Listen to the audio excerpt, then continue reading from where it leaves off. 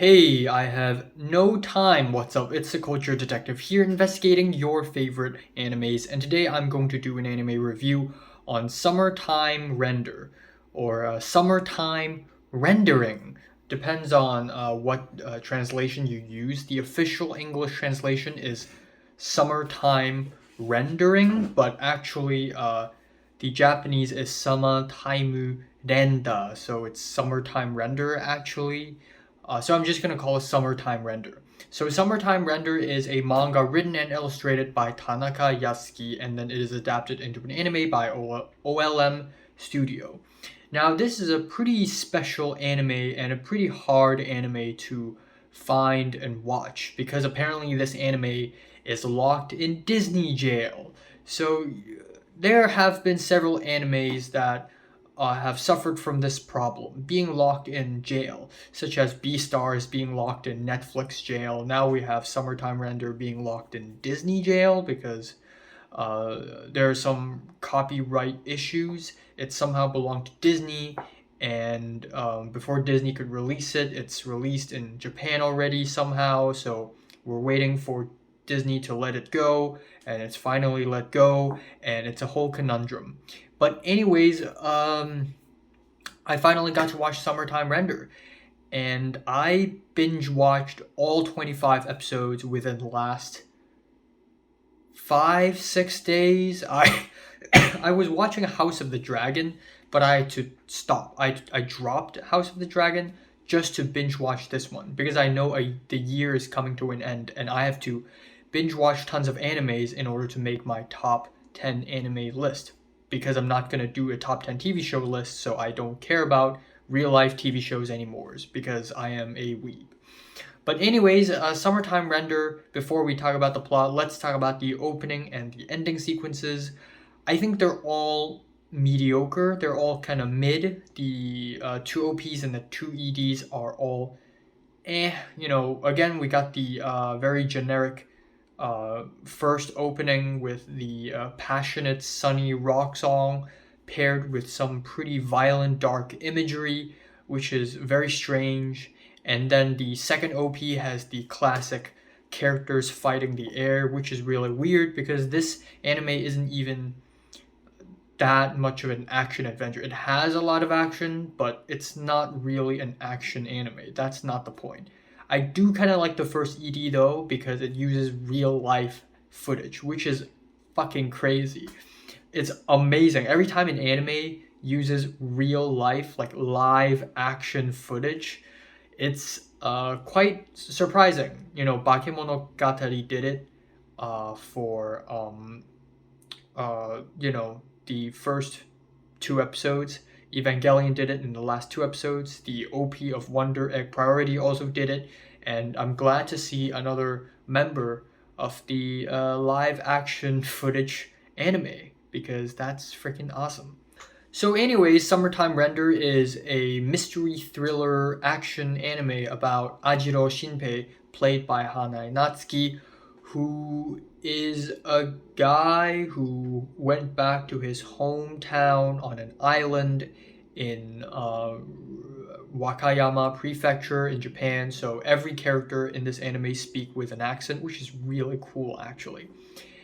And he went back because his best friend and his lover, Usio, has died, mysteriously drowned for some reason, even though it doesn't seem like she really drowned. There's some foul play involved.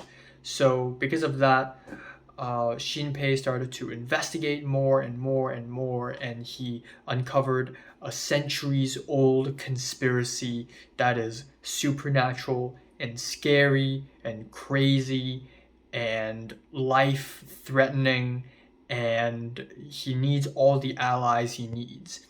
And that's basically the general premise of the story without spoiling anything, because by the end of episode 1 you would probably already have a huge spoiler. So yeah, I guess one thing. Okay, so if you haven't watched this anime at all, stop watching the review from here because I will give a very minor spoiler. You'll find out about the spoiler on episode 2, but if you want to go into this anime completely clean, stop it here. Just remember that this anime is good. It's a good anime. Alright, so minor spoilers for episode 2. 3, 2, 1, boom. Shinpei is a time traveler. Every time he dies, he goes back in time and starts from the beginning. So essentially, this anime is ReZero meets the invasion of the Body Snatchers, because the antagonists of this anime are shadows. Shadows are mysterious supernatural creatures that can scan a person and then become that person and then kill the original. And in order to defeat a shadow, you need to actually kill the shadow itself and not the mimicry of the original, because that's not real. Yeah, so this anime is basically ReZero meets the invasion of the Body Snatchers, and I actually kind of like the idea, even though there have been many moments in this anime that are a little bit too derivative of ReZero, in my opinion. But one major difference between the time traveling in this anime and ReZero is that you always respawn at the same place at the same time in ReZero. And in here, when you die, or when Shinpei dies and he respawns a little bit later. So his spawn point literally updates a little bit every time he dies. So the first 5 episodes of this anime are fantastic, front to back. The mystery, the small clues, the red herring, the small little details. It's so interesting, so extremely well done. It's really simple, it's really straightforward. Ushio died. Her funeral took place. Some weird incidents happened. We're introduced to some eccentric characters. There are some weird small details that we see and we know the story is going to come back to it, sort of like Chekhov's gun.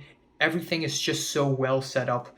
And of course, the ending of episode 1 is amazing. It's shocking. Totally didn't see that coming. And then episode 2 starts over and we learn more of the mystery, and it's so damn good. So the first 5 episodes are amazing. And then the episode 5 basically reveals the final boss of the whole anime, the final antagonist. We have the summer festival episode, and a lot of crazy things happened, and that's episode 5. And I really love the first 5 episodes, but I do think that the show revealed the final boss a little bit too early, because after episode 5, the air of mystery has reduced a little bit. And then after that, there are huge reveals on episode 9 and 12 respectively. I like huge reveals, but at the same time, I feel like these revelations give away too much of the story. And after these revelations, the story becomes less of a mystery and more of a thriller. Anyways, after the huge revelation on episode 12, episodes 13 to 25, the second half of this anime, is basically just one gigantic battle between the protagonists and the antagonists. And there goes, I think, what is my biggest gripe with this anime, and that is it has so many convenient plot devices. In ReZero, only Natsuki can loop back and remember everything in his life. Like, his memory doesn't get erased. You know, he experiences something, he dies, he jumps back in time, he still remembers those things. And similarly, in Summertime Render, Shinpei also does that, of course. But apparently, so on one of the episodes, Ushio Shadow showed up because Ushio died. Ushio the original, but she has a shadow, which is her doppelganger basically. Apparently Ushio can also time travel. Why? I don't know. The story never explains. And then on top of that, apparently Shinpei and Ushio can travel at the same time, and they will respawn at the same spot. And then somehow, because every time the story resets, then everyone other than Shinpei and Ushio forget everything and everything is reset. Well, apparently we don't have to worry about that anymore because Ushio can just touch people, and when she touches people and make physical contact, she can upload all her memories to that person. What? Yeah, that's a little convenient. And then on top of that, apparently Ushio's shadow is so powerful she can hack into other shadows and turn evil shadows into good shadows. Where did that come from? And then on top of that, the school fight on episode 15 is a little bit similar to Stranger Things. It's not really a gripe, but it is really derivative, and I wouldn't be surprised if the show actually took some inspirations from Stranger Things. And the bad guy, Shide, which is this giant, muscular monster shadow with 4 arms, he's literally Venom. Venom, gotta go get him. Another thing with this anime is that there are a myriad of plot twists, which I really like, but most of these plot twists are twists I can literally see from 10 miles away. Like the whole doctor plot twist, the Tokiko plot twist. She's been acting weird since the first scene she's in. Of course, she's suspicious. So yeah, the flashbacks are also very convenient because it literally answers all the questions, especially for the flashback of Hitsuru and Nagu no Ryunosuke. Their flashbacks literally answer every single question there is. Why is the old man immune from being copied by a shadow? Why does the old man have an eye patch? Well, they're all explained in the flashback, so no more questions asked. So yeah, these are the cons, but in my opinion, the pros do outweigh the cons in this anime. I think the scenes that take place in the abandoned clinic and the sewer and the caves are pretty scary. They border on horror, and I actually didn't see that coming, and I'm really impressed. And I also really like how much fun the story plays with its own mechanics. Again, the second half of this anime is basically one gigantic continuous battle with the evil Heine and Shide.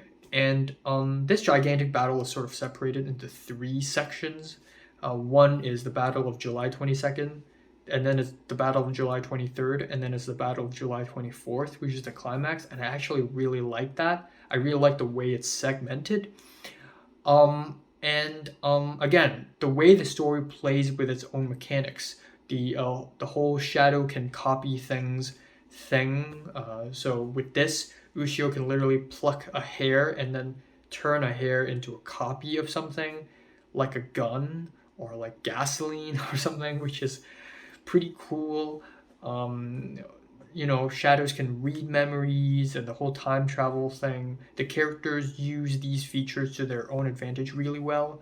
So it's really cool to see characters actually being smart and solving problems. The fights are also really entertaining, in my opinion. You can really feel the stakes because at some point, some major characters really get hurt and they really die, or at least in that loop anyway, so you really feel the stakes. And also the whole time travel thing, it's not infinite, it will run out.